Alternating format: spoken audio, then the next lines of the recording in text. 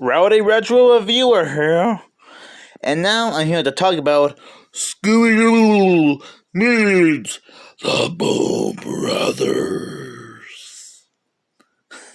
I just finished watching this earlier today, a few minutes ago, along with watching a VeggieTales VHS tape called A Wonderful World of Autotainment.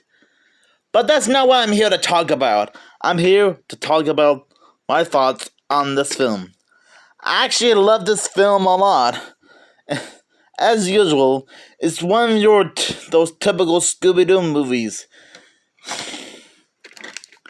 About Scooby, Shaggy, and Scrappy going to Shaggy's Uncle Beauregard's place as inheritance, while lots of strange things are happening that revolve some family jewels that's been passed around for generations.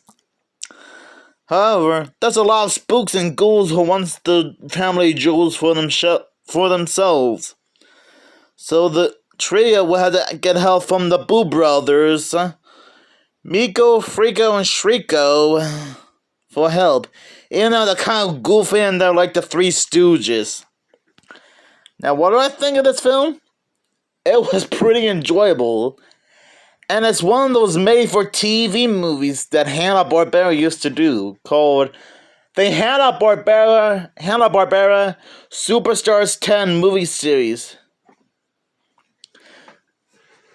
They're like televised movies.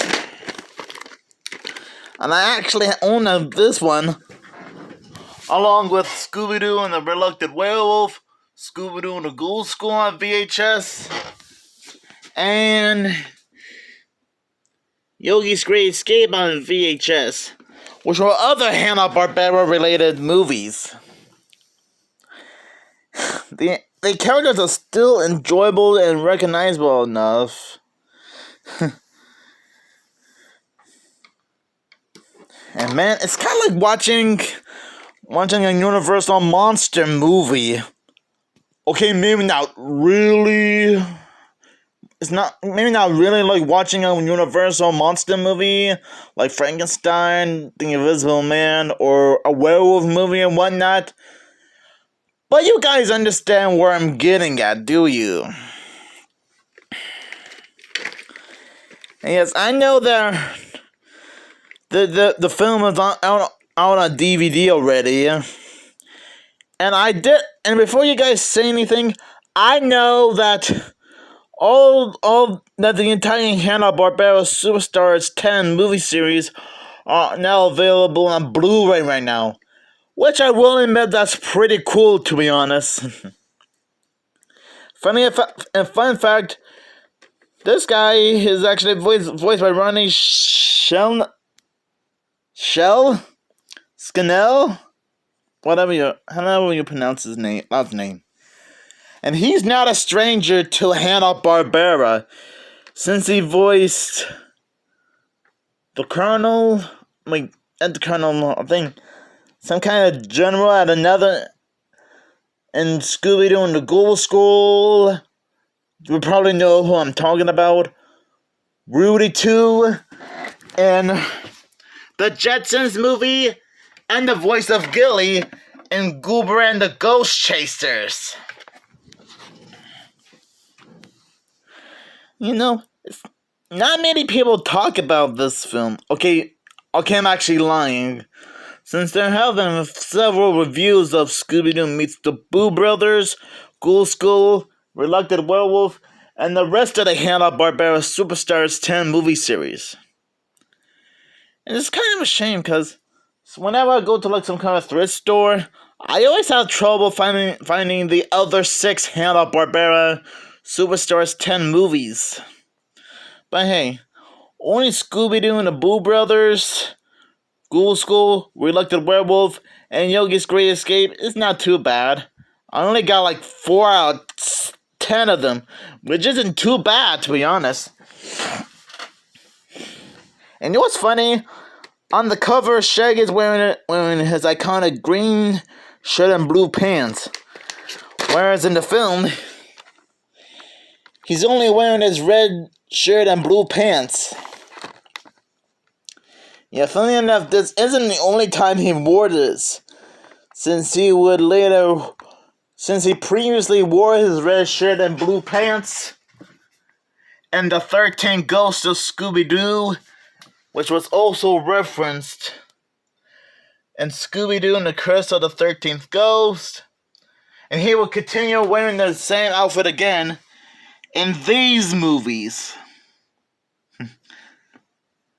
Oh, and I shouldn't forget that Cyber Shaggy from Scooby-Doo and the Cyber Chase also had the same red shirt and blue pants as normal Shaggy did.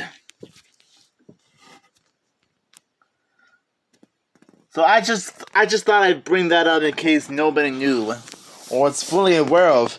If you're like newcomers to the Hanna-Barbera and Scooby-Doo community. So yeah.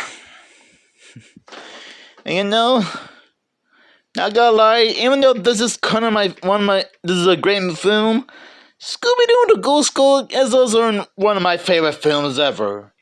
Right up there with Scooby-Doo Mask of the Blue Falcon, Stray Out of Nowhere, Scooby-Doo meets Courage the Cowardly Dog, and Scooby-Doo and Batman, the Brave and the Bold.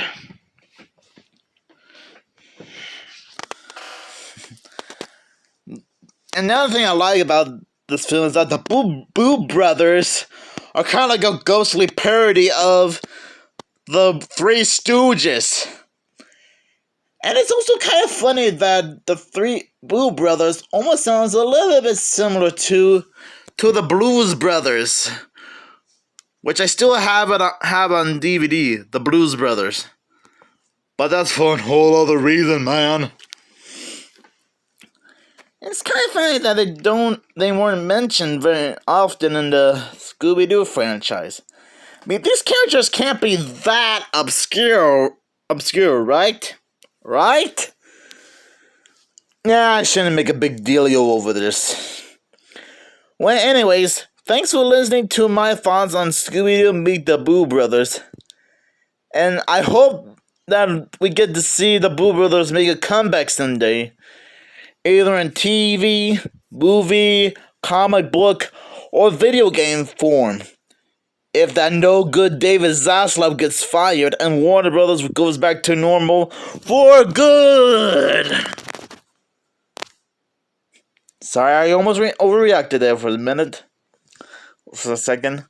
But you guys know what I mean. Stay groovy.